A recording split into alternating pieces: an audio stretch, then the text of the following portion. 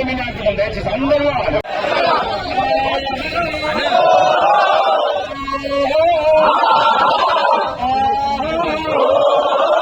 వాళ్ళు బాగుంటారు మీరు అడలేదు. గతంలో మన కేసీఆర్ లో మందు గురించి ధర్నా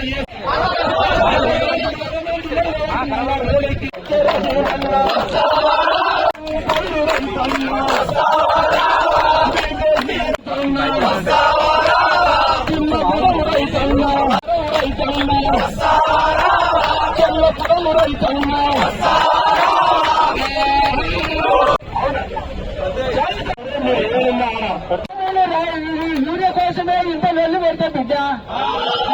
ఇప్పుడు మనం ఏం అడుగుతున్నామంటే రైతన్నా దిక్కుదన్న రైతన్నా వస్తుంది గవర్నమెంట్ దించాలంటే.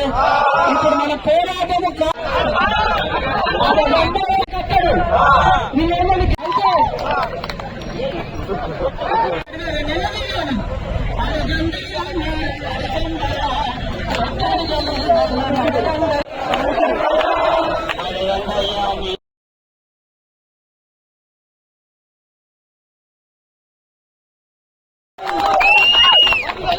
దర్జా ఇలా రోడ్డు మీద కూర్చొని చౌరస్తాలో కూర్చొని మా రైతులకు ఏం పాపం చేసుకున్నారు ఇవాళ.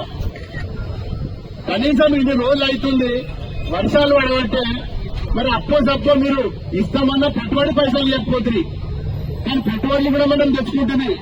బ్యాంకులలో రుణాలు మాఫ్ చేస్తుంటే అది చేయలేకపోతుంది.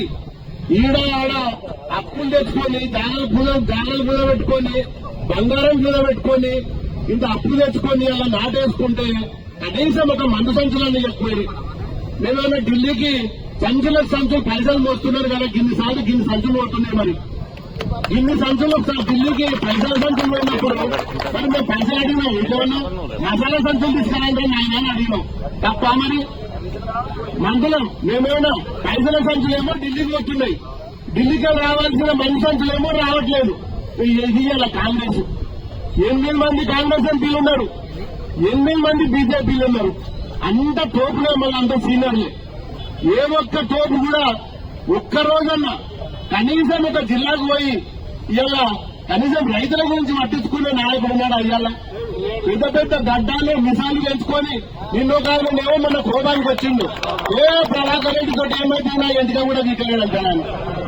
గది అన్న పరిస్థితి అన్న నోరు తెరిస్తే పచ్చి బూతులు నాకు రావా బూతులు తుపాకులకు బూతులు రావా? మేము ఒక్కటంటే మేము మంటలు ఇడతాం, బాగా ఇడతాం. ఇలా మాకు మేము నమ్ముకున్న భూమి మీదనే బతుకుతున్నాం. ఇవాళ మాకేమి ఇక్కడ కంపెనీలు లేవు, ఫ్యాక్టరీలు లేవు. ఉన్నోళ్ళంతా రైతులు. ఇక్కడ రైతులను పట్టుకోకపోతే మీరు ఆఖరికి యూరియా బస్తాలో మీకు ఉరితాడని బిడ్డ అని చెప్తున్నా నేను. యూరియా బస్తా కాంగ్రెస్ మెడలకు ఉరితాడవుతుంది రాసి పెట్టుకోండి బిడ్డ మీరు. ఇలా డాన్సులు చేస్తున్నారు. ఇలా ఆపత్తోటి రైతులు రోడ్ల మీద ధర్నాలు చేస్తే మా కాంగ్రెస్ నాయకులు జిల్లా నాయకులేమో ఇలా డాన్సులు చేస్తున్నారు. ఏం డాన్సులు చేస్తున్నారు? ఇలా నేను టీవీలో చూసిన వచ్చినప్పుడు ఇలా మల్లన్న సాగర్ కూడా ఒక పిక్క పడితే మల్లన్న సాగర్ కూలిపోయిందంటారు, మల్లన్న సాగర్ మొత్తం కూలిపోయిందంటాడు, కాళేశ్వరం కూలిపోయిందంటాడు. బిడ్డ కాళేశ్వరంకు దాన్ని ఇస్తే తెలుసుకోవాలి మా కాంగ్రెస్ వాళ్ళు. కాళేశ్వరం 2 పిల్లర్లు కిందికి పోయినంత మాత్రాన మొత్తం కాళేశ్వరమే కూలేశ్వరం అయిందంటాడు.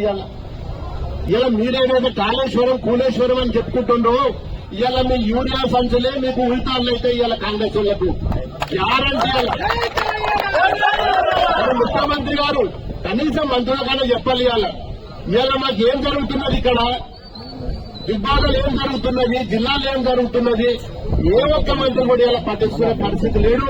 ఇవాళ ఇంతమంది రైతులు ఇవాళ అన్ని మండలాలల్లో అన్ని గ్రామాలల్లో యూరియా లేక నానా అవస్థలు పడుతున్నారు. అప్పులో చేసిండ్రు, ఇప్పటి వరకు కూడా మరి యూరియా బస్తాలు రాలేదు. ఒక్క లాభటికైనా కళ్ళు కలిసి 3-4 రోజులలో ఒకవేళ యూరియా రాకపోతే మరి కాంగ్రెస్ నాయకుల ఇళ్ల మీద కూడా ఇలా ముట్టడి చేస్తాం, గ్యారంటీ చెప్తున్నాను. ఇలా సెక్రటరియట్ ముట్టడి చేస్తాం, ఇలా సచివాలయాన్ని కూడా ముట్టడి చేస్తాం. ఇది ఇప్పటికైనా కానీ కళ్ళు తెరవండి కాంగ్రెస్ నాయకులారా. రేపు ఎలక్షన్ వస్తుంది, లోకల్ బాడీ ఎలక్షన్ వస్తుంది. రేపు మీ సంగతి ఏందో రేపు రైతులే తెలుస్తారు, మేం కాదు. మరి ఈ ధర్నా ఇంత పెద్దల ధర్నాకు ఇంత పొద్దున వచ్చిన మా రైతులందరికీ కూడా పేరు పేరున ఇదే ఉద్యమ బాటలు తెలంగాణ సాధించుకున్నాం. మరి రైతుల కోసం కూడా ఖచ్చితంగా ఎన్ని కష్టాలున్నా మేము ఖచ్చితంగా రైతుల పక్షాన కొట్లాడతాం. రైతులకు ఏ ఆపతున్నా, ఏ సంపతున్నా, ఏదున్నా రైతుల కోసం కొట్లాడే పార్టీ అలా టీఆర్ఎస్ పార్టీ. మాకు ఇలా కేసీఆర్ నేర్పించింది ఉద్యమంలో నేర్పించింది రైతుల కోసం. ఖచ్చితంగా రైతులకు ఏ ఇబ్బంది ఉన్నా ఊళ్ళలో కూడా నిర్ణయం కాంగ్రెస్ వాళ్ళని అలా గుర్తుపెట్టుకోలే బిడ్డ. ఇప్పటికైనా కానీ 3-4 రోజుల్లో మాకు యూరియా బస్సులు రాకపోతే మా తడా కేంద్రం చూపిస్తుంది అలా.